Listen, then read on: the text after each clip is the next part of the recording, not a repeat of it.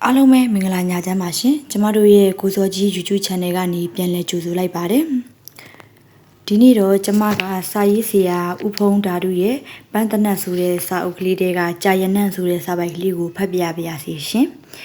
တညာလုံးမိုးတွေကရွာနေတယ်တဲလိုက်တဲ့ဖြစ်ချင်းမိုးလင်းတဲ့အထိအဆက်မပြတ်ရွာနေတော့မှာပဲဒါကြောင့်ဒီနေ့မနက်စာသင်တန်းတွေမှာကျောင်းသားတွေမစုံကြဘူးကျောင်းအပြက်များနေတယ်စာသင်ခန်းတိုင်းမှာဒီနှစ်ကျောင်းသားတိတ်မရှိရှာဘူးကိုပိုင်ကျောင်းတွေကအလုပ်ဖြစ်ကြတယ်ရိုးရိုးစာသင်တန်းတွေကအလုပ်မဖြစ်ကြလူကမစုံလူကလည်းနဲမိုးအေးနဲ့ဆိုတော့စာသင်လို့မရဒီလိုနဲ့ကြာရနံ့ဆိုတဲ့အကြောင်းလေးကိုပြောပြခဲ့တယ်ဒီမင်းငါတပည့်တို့လူတော်တော်များများဟာအခက်အခဲနဲ့ရင်ဆိုင်ရရင်အရှုံးပေးတတ်ကြတယ်အခက်ခဲဆိုတာအရှုံးပေးဖို့မဟုတ်ဘူးအခက်ခဲဆိုတာကြော်လွှားဖို့ကွဒီလိုမိုးအေးတဲ့အချိန်မှာအခက်ခဲတွေကိုကြော်လွှားအောင်မြင်ခဲ့တဲ့လူတစ်ယောက်အကြောင်းပြောပြမယ်အဲ့ဒီလူရဲ့ဘဝမှာကြာပန်းတပွင့်ရဲ့ရနံ့ကြောင့်အောင်မြင်မှုတွေပိုင်ဆိုင်ခဲ့တယ်ကလေးတွေကစာသင်ရင်သာစိတ်ဝင်စားတာပုံပြောမယ်ဆိုရင်တော့ပြောသွားကြတာသိတယ်မလားတခါတော့မင်းတို့လိုအရွယ်လူငယ်တစ်ယောက်ရှိတယ်ယောက်ျားလေးပေါ့ကွာသူကတူတီတော်သားသူ့ရဲ့အဖေနဲ့အမေကဂုံသေးတယ်တောင်ပေါ်ကကုန်းတွေကိုမြေပြန့်ကိုယူပြီးရောင်းတယ်မြေပြန့်ကကုန်းတွေတောင်ပေါ်ကိုယူပြီးရောင်းတယ်ပတ်စံကိုတော့ကုန်းရောင်းပြီးမှရှင်းရတာပေါ့တဒန်းလုံးညီမိနားထောင်နေကြတယ်တချို့များလက်ကလေးတွေမေးစီကိုထားအောင်လို့အဲ့ဒီကောင်လေးကကြောင်းသွားတိုင်းရေအိုင်ကြီးတအိုင်ဘေးကဖြတ်သွားရတယ်အဲ့ဒီရေအိုင်ကရေပုတ်တွေနန်းစောနေတာပဲအဲ့ဒီအနာရောက်တိုင်းနှာခေါင်းကိုပိတ်ပြီးလမ်းလျှောက်ရတယ်အနံဆိုးကြီးကိုမခံနိုင်လို့ပေါ့ကျောင်းသားတယောက်ကဝင်ပြီးပြောတယ်အဲ့ဒီကောင်လေးကပြေးမသွားဘူးလားဆေးရအေးပြေးသွားတာပေါ့နေတိုင်းသွားနေကြလမ်းဆိုတော့ရေအိုင်ကြီးကိုသူကတခုတတိပြုတ်မိတယ်ဒီလောက်ပုတ်သွင်းနေတဲ့ရေထဲမှာကစွန်းပင်တွေပေါက်နေတယ်ကစွန်းရွက်တွေဆိုတာစိတ်လို့ဆိုလို့ကစွန်းရိုးတွေကလည်းအကြီးကြီးအရွက်ကလည်းဖားဖားအဲ့ဒီရေပုတ်တွေထဲမှာကြာပင်လေးတွေပေါက်နေတာတွေ့ရပြန်တယ်ကြာပင်ကလေးကနေပြီ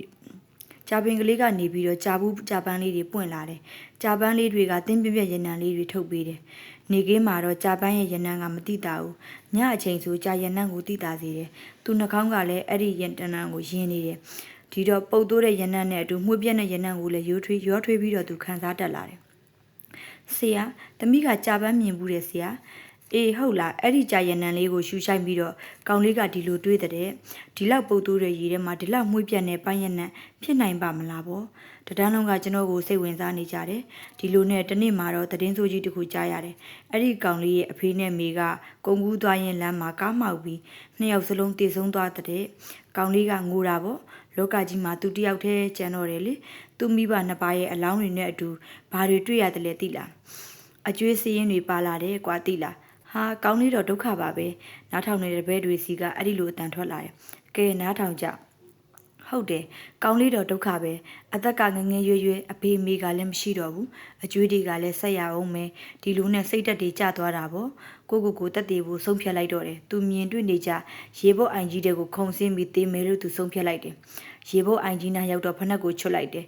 ်ရေထဲကိုခုံဆင်းမယ်လို့ရောသူနှာခေါင်းပေါ်မှာကြာရနံလေးကိုရှူရှိုက်မိတဲ့ကြာရနံကလေးလည်းရအောင်သူ့စိတ်တွေပြောင်းသွားတော့တယ်ဒီလောက်ပုတ်သိုးနေတဲ့ရေထဲမှာတော့ကြာရနံဖြစ်နိုင်သေးတာပဲငါဘဝဒီပုတ်သိုးနေတဲ့ရေအိုင်ကြီးနဲ့တူတယ်ငါအစွမ်းအစဟာကြာရနံဖြစ်စေရမယ်လို့သူကဆုံးဖြတ်လိုက်တယ်ဒီလိုနဲ့တတ်မသေးတော့ဘူးအခုတော့သူကကြိုးစားလိုက်တာ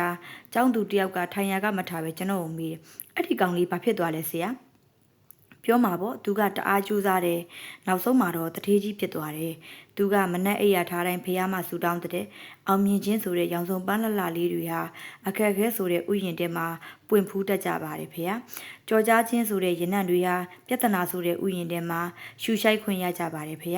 ဒါကြောင့်တပည့်တော်ကိုအခက်အခဲများပြဿနာများပေးသနာတော်မူပါလို့အမြဲဆူတောင်းတဲ့ကျွန်တော်တပည့်တွေကကျွန်တော်ကိုပြုံးပြီးကြည့်နေကြတယ်ကျောင်းသားတယောက်ကဝင်ပြီးပြောတယ်ဆူတောင်းတာကတော့မိုက်လိုက်တာကွာ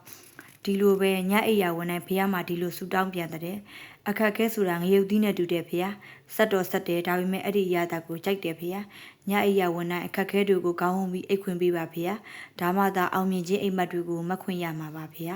တကယ်တော့ဒုက္ခဆိုတဲ့စူးတောင်တွေရဲ့အပေါ်မှာအောင်မြင်ခြင်းဆိုတဲ့နှင်းစီပန်းပွင့်တက်ကြောင်းတပည့်တော်သိပါပြီဖះကိုတွေ့ပါဖះ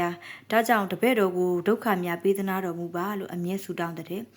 ့ကျောင်းသူတချို့ကကျွန်တော်ပြောတဲ့စကားတချို့ကိုလိုက်ပြီးရေးမှတ်နေကြတယ်။ကျောင်းသူတယောက်ကဝင်ပြီးပြန်ပြောတယ်။စူတောင်းကတော့လမ်းတယ်ကွာငါတို့နဲ့တော့ကွာပါ။ဒါကြောင့်ငါတပည့်တွေလည်းအခက်အခဲကိုမကြောက်ကြနဲ့။ပြဿနာကိုရှောင်မပြေးနဲ့အခက်အခဲနဲ့ဒုက္ခကိုဖနှက်လုပ်ပြီးစီးပစ်လိုက် လူဆိုတာကိုအရာရာဖန်တီးနိုင်တယ်ရာကိုဖန်ဆင်းနိုင်စွမ်းရှိတဲ့မှော့စရာစူးစမ်းရင်ဘာမဆိုဖြစ်နိုင်တယ်မိုးလေးနည်းနည်းရွာလိုက်တာနဲ့အပြင်းထူတဲ့ကောင်လေးလောကကြီးမှာဘယ်တော့မှမအောင်မြင်ဘူးမှတ်ထား10တန်းမှာဂုံတူးနဲ့အောင်မှဂုံရှိတာမဟုတ်ဘူးအထူးကျွံဆုံးသူမဖြစ်ခဲ့ရင်တော့အကျိုးစားဆုံးသူတော့ဖြစ်ပါစေငါတပည့်တို့စူးစမ်းသူတို့ရဲ့ပန်းနိုင်ရအောင်ပွဲပဲအဲ့ဒီအချိန်မှာចောင်းသားတယောက်ကမတ်တက်ထားပြီးကျွန်တော်ကိုမေးတယ်အခက်ခဲမရှိတဲ့ဘဝတစ်ခုလောက်နမူနာပေးပါစေအခက်ခဲမရှိတဲ့ဘဝဆိုတာမရှိနိုင်ဘူးအသက်မရှိတော့လူတွေမှသာအခက်ခဲမရှိတာအသက်ရှင်နေသမျှကာလပတ်လုံးအခက်ခဲတွေနဲ့ဒုက္ခဆိုတာရှိကြတာပဲတွေ့ရမှာပဲဒါကြောင့်သာတင်မော့ပြက်ချင်းဆိုတဲ့အခက်အခဲကိုကံကောင်းထောက်မှစွာကြုံဆုံခွင့်ရလိုက်တဲ့ဇနကဟာတမိုင်းတွင်ပုပ်ကိုဖြစ်ခဲ့ရတာဖီတီရှာဆိုတဲ့ကိုလိုနီဘလူးကြီးနဲ့ကြုံဆုံခွင့်ရလိုက်တဲ့ကိုအောင်ဆန်းတမိုင်းမှာသူရောက်ကောင်းဖြစ်သွားတော့တယ်အခက်ခဲဆိုတဲ့ကြိုးတစ်ချောင်းမှာသာအောင်မြင်ခြင်းဆိုတဲ့ပန်းပွင့်တွေကိုရွေးတီလို့ရတယ်ကွာဆရာအဲ့ဒီကောင်လေးကအခုဗမာလဲဆရာအဲ့ဒီကောင်လေးကအခုအိန္ဒိယနိုင်ငံဘုံဘီမှာရှိတယ်သူတို့နိုင်ငံရဲ့တထေးကြီးဆရာတို့ထဲမှာတယောက်အပါဝင်ပေါ့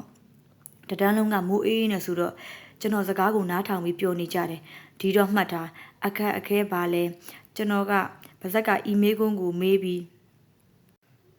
ကြောက်တင်မုံပေါ်မှာအောက်ပါစာသားကိုရေးပြလိုက်တယ်အခက်ဆိုရင်ချိုးပစ်လိုက်အခဲဆိုရင်ဝါစာပစ်လိုက်အခက်အခဲဆိုတာချိုးဖို့ဝါဖို့စားဖို့ရင်ဆိုင်ဖို့လို့ကျွန်တော်ကဖတ်ပြလိုက်တယ်ဟုတ်ကဲ့တင်တို့ရောအခက်အခဲတွေကြုံလာတဲ့အခါဘယ်တော့မှအားမလျှော့ပဲမစုံမနစ်တော့ဆွဲနဲ့ကြိုးစားကြပါ